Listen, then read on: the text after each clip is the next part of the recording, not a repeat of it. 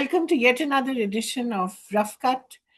This is me, Kaveree Bamzai, and as always, I'm watching the movie so that you don't have to. And I'll also tell you what to watch. It's not that I rubbish every movie that's ever released in halls. But this week, we're going to talk about Chand Mera Dil. What can I say? I mean, I'm a great fan of rom coms and romantic movies in general. They don't always have to be funny, but there's this new strain of romantic movies that has come about, which I can only describe as rom-som. All that the protagonists do in the movie is weep. It started with Sayara, and I'm afraid it's catching. Everybody seems to think that if they weep enough and they love enough on screen, it's going to be a hit.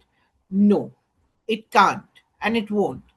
People don't want to watch just unhappy people on the screen all the time.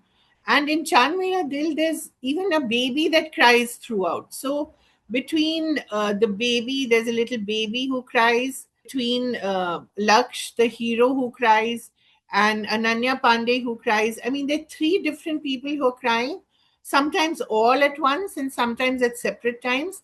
And the baby is truly, I'm a great fan of babies in general, but this one is such a pain. It looks so unhappy throughout the film.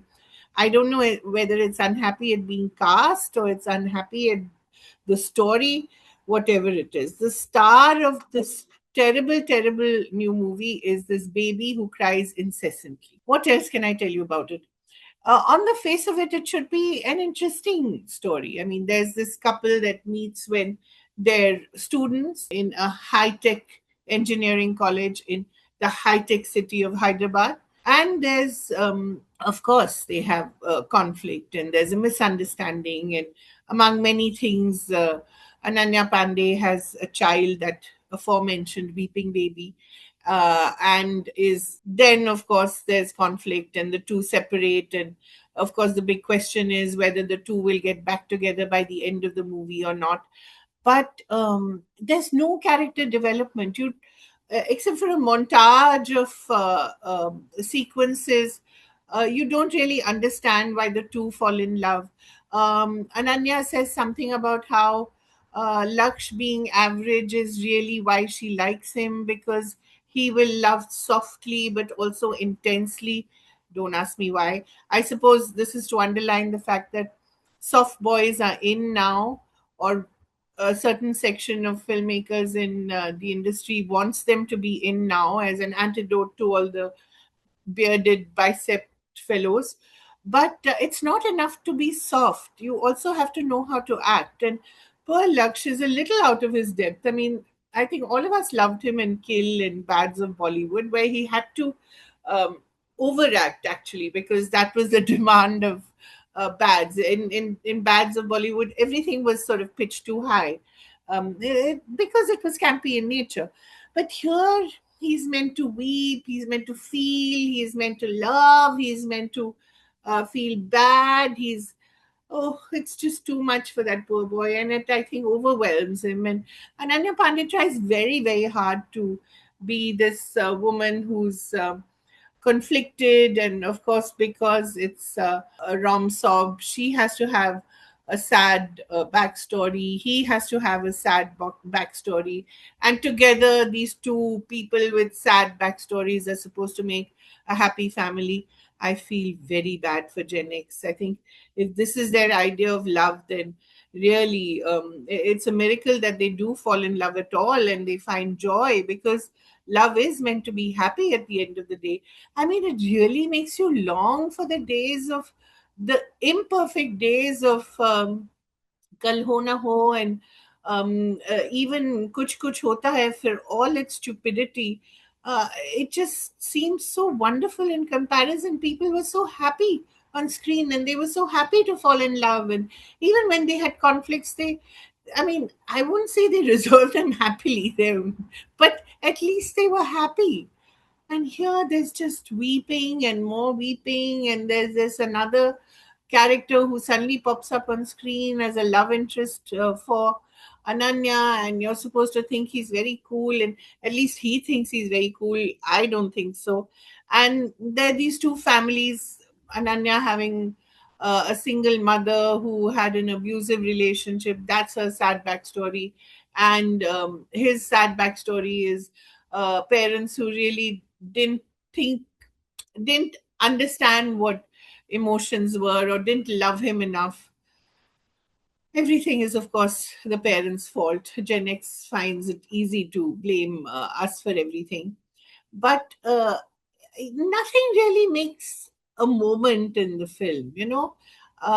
There's one moment which is said to be critical, and which is why they fall out, but even that doesn't seem intense enough. So this whole idea that this boy will love her softly, yeah, he does, but also intensely, you don't see that intensity on screen, except of course, as I said, when Laksh weeps, which he does very often. What is good about the movie? Not much really. I mean, it's not something that I can recommend that you watch. I would, and at a time when rom-coms are having a sort of moment, at least on streaming, it's a pity. It's just wasted potential.